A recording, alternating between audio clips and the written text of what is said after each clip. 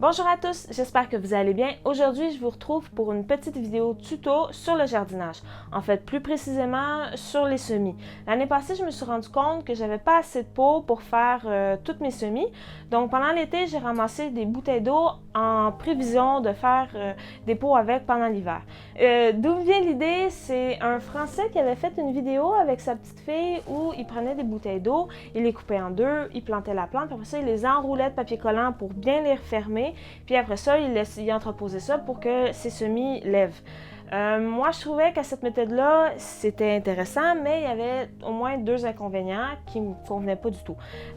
Premièrement, c'est l'utilisation de beaucoup de papier collant. On s'entend qu'on fait beaucoup de semis, puis en plus, le papier collant, on doit le découper puis l'enlever pour pouvoir aller chercher la plante. Puis après ça, quand on veut les réutiliser, ben, il faut remettre du papier collant. Puis après ça, c'est un peu chiant parce que aussi on retrouve, quand on doit les entreposer, ben, on a deux bouts de bouteilles qu'on doit mettre dans un sac. Bon, aussi pour le rangement, j'ai pas trouvé ça génial.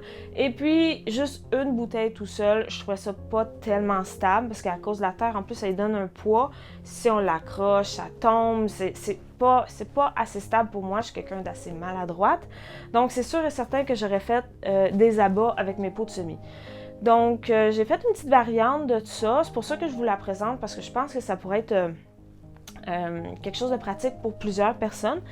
Je vous montre le premier modèle que j'ai fait. En fait, c'est à 6.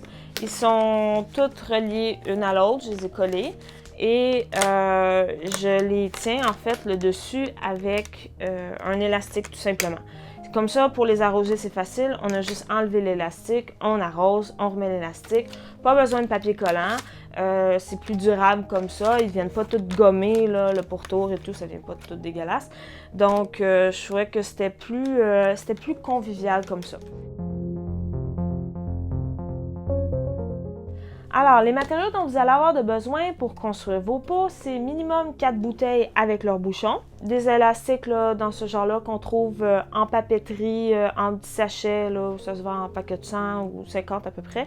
Pas trop cher. Ça va être ça que moi j'utilise. Ensuite, des ciseaux pour non seulement couper les bouteilles d'eau ici, mais aussi pour couper le papier qu'on va enlever là, avec le nom de la marque. Moi, je l'avais fait d'avance pour pas qu'on voit la marque.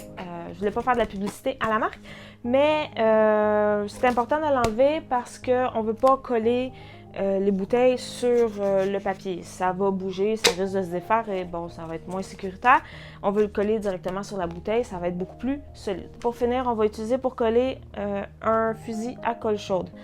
Moi, c'est ce que j'utilise, c'est ce que j'ai trouvé le plus convivial. Je l'ai essayé avec d'autres colles. J'ai trouvé que c'était mieux parce que, bon, en même temps, ça chauffe, donc ça va chauffer le plastique, fait que ça va aider vraiment à très bien adhérer. Ça tient vraiment très bien. Je sais pas avec le temps si ça va bien tenir, mais pour le moment, je trouvais que c'était vraiment ce qu'il y avait de mieux.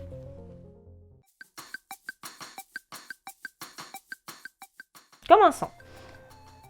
Moi, je vais découper à partir de la deuxième ligne, ici. 1, 2.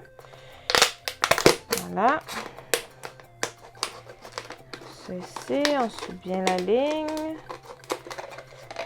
Ça, et c'est important de laisser une petite attache là, parce qu'on ne veut pas perdre le truc, on veut que ça tienne. Donc, c'est important de la laisser. Si votre bouteille est déformée, ben, profitez-en pour la remettre droite et correcte. Donc, on fait ça à toutes les bouteilles.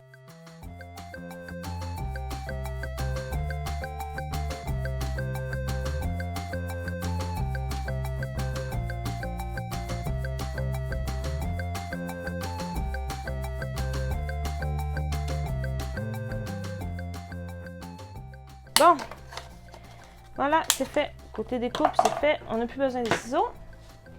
Maintenant, je vais augmenter la chaleur. On va coller.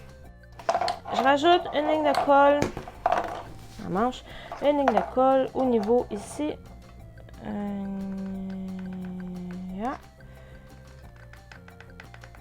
Faut pas que ça soit trop chaud parce que sinon ça fait fondre le plastique de la bouteille. Puis vous risquez de vous brûler les mains aussi.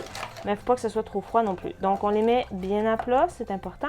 On les met une en face de l'autre, en miroir. Puis, on fait la même chose avec nos deux autres bouteilles.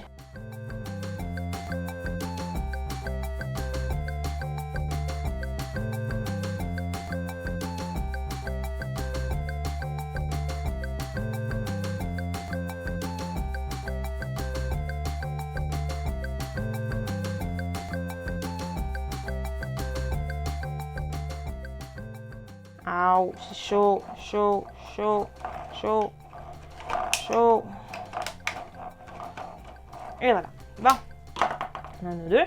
Remarque, ça peut très bien tenir là, comme ça aussi. Là. Sauf que je trouve ça encore plus stable si il y a 4 pattes. Donc, prochaine étape. En fait, pas mal la dernière. On va mettre de la colle sur les deux côtés ici. Une ligne là, puis une ligne ici. Et voilà. On les retourne. Toujours s'assurer que c'est bien stable. On les place. Et voilà. C'est chaud. Purée, c'est chaud ça. Voilà, c'est mouillé, hein. Fait que ça aide pas. C'est chaud. Bon, s'assure que tout est bien collé. Place. Ça. Voilà. Et c'est fini. Notre petit pot est fini. Bon, vous pouvez faire comme moi et les faire à 6. Mais 4 simplement suffisant. Tout seul, ça tient très bien. Ça prend un peu moins de place si vous avez juste un bord de fenêtre. Et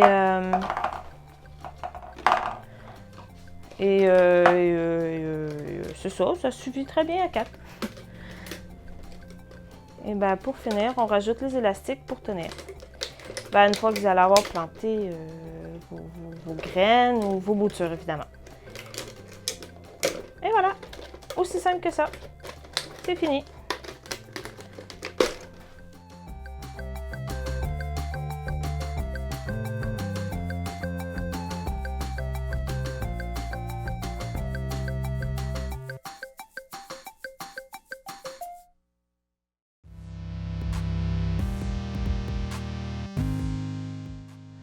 Bon, avant de vous laisser, j'aimerais vous parler un peu des inconvénients de ma technique. J'en ai trouvé quelques-uns. Un truc que je me suis rendu compte, bon, on est en hiver, le chauffage fonctionne, ça doit pas aider, mais je trouve que ça sèche un peu trop vite parce que il est pas tapé. Puis, vous avez compris qu'il était loose, donc il y a des courants d'air et tout. C'est pour ça aussi que je laisse le bouchon, c'est vraiment pour garder le plus possible l'humidité. Mais ça fait que la surface va avoir tendance à sécher quand même un peu plus rapidement. Si justement on fait des semis, les semis sont pas trop profonds, ça risque peut-être d'affecter un petit peu les semis, mais ça m'inquiète pas trop. C'est juste que faut avoir une attention, un peu plus d'attention. Mais bon, c'est facile quand même, on a juste à enlever l'élastique, on vaporise de l'eau dessus. Puis après ça, on remet les élastiques et c'est tout.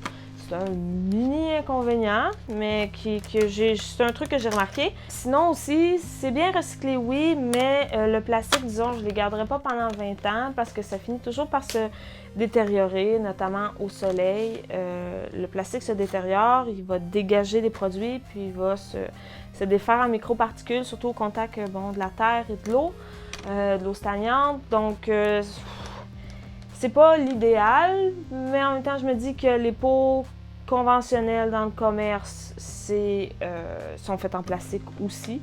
C'est ce que j'utilise et c'est ce que la majorité des gens utilisent. Bon, rendu là, peut-être que le plastique est traité différemment. Là, ça, je sais pas, je m'y connais pas assez là-dedans. Mais de ce que je sais avec les bouteilles d'eau, je sais que ça finit par se détériorer. Alors, disons que je le conseillerais pas trop à long terme non plus. Mais sinon, c'est pas mal les seuls inconvénients que j'ai vus. Si vous l'essayez, vous pouvez toujours me dire si vous avez remarqué des problèmes quelconques avec ça. Dites-moi là, je serais intéressée à le savoir aussi. C'est sûr, c'est la première année que je les essaye, alors je sais pas non plus l'entreposage, comment ça va faire, si le plastique sèche, quoi que ce soit, je sais pas encore. Mais avant, j'aimerais aussi vous parler des points positifs de ça, parce que je trouve que non seulement, bon, c'est pratique, ça rentre bien sur un cadre de fenêtre, donc si on est en appartement, c'est super pratique. On peut faire autant des semis que des boutures, comme des violettes. Si on a des violettes miniatures, c'est le format parfait pour ça. Si on a des violettes standards ou des jumbo, là, il existe des plus grosses bouteilles d'eau aussi, que ça pourrait être très bien. Juste ici, j'ai des boutures de géranium qui sont là. C'est parfait pour ça. Ça fonctionne super bien pour des boutures de petites plantes, des plus grosses boutures, des plus grosses bouteilles éventuellement pour des plus grosses boutures. mais je trouvais ça vraiment très bien. Et puis, aussi, ce que je trouve vraiment chouette, c'est que je trouve que ça fait une très belle activité éducatrice pour les enfants. Parce que vu que c'est transparent, ben là, c'est sûr, on ne les voit pas, mais on va voir à la longue les racines qui vont prendre possession du pot au complet. Je trouve ça vraiment intéressant pour les enfants parce que non seulement ils peuvent le construire, ils vont pouvoir planter leurs plantes, puis en plus, ils vont pouvoir non seulement les voir grandir ici, mais les voir grandir à l'intérieur ici. Je trouve que pour un projet d'école, genre de biologie, pour des enfants au primaire, je trouverais ça vraiment très bien parce que c'est facile à transporter dans la maison, ça prend pas de place à laisser dans une classe. Alors, je trouve que c'est, pour des enfants, je trouve ça vraiment génial.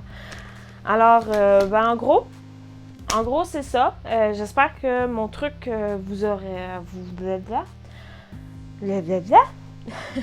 Alors voilà, c'est terminé pour moi. J'espère que mon petit truc vous a aidé. Si vous avez commentaires quelconques, n'hésitez pas à me l'écrire, à me les envoyer. Aussi, si vous les avez utilisés avec des enfants, dites-moi-le s'ils ont aimé et tout, ça va me faire plaisir. Puis si vous avez trouvé des inconvénients aussi, dites-moi-le, ça va être intéressant. Donc, j'espère que ça vous a aidé. À la prochaine! Ciao!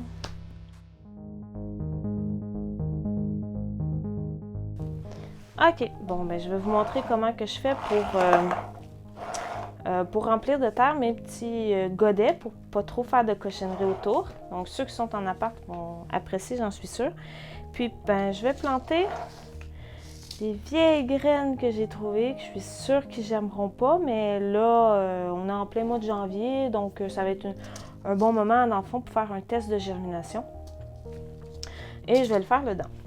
Donc, ce que j'utilise, dans le fond, c'est une vieille entonnoir pour les pots de confiture. Vous voyez, ça rend juste parfait. Comme ça, je fais attention aux plantes sur le côté. Je prends une cuillère, mais vous pouvez prendre une petite pelle, là, une pelle à jardinage ou quoi que ce soit. J'approche le sac et je remplis.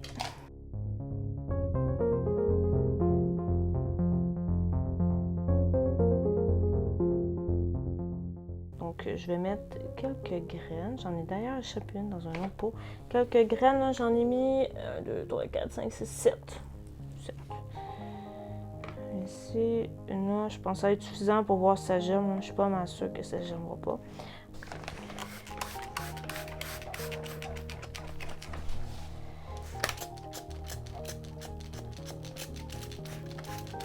Voilà, c'est l'eau.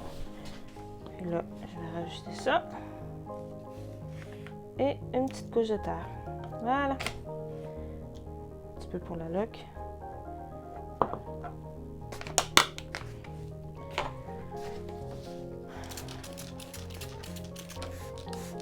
rajoute un peu d'humidité, ça dessus. Et voilà, c'est planté.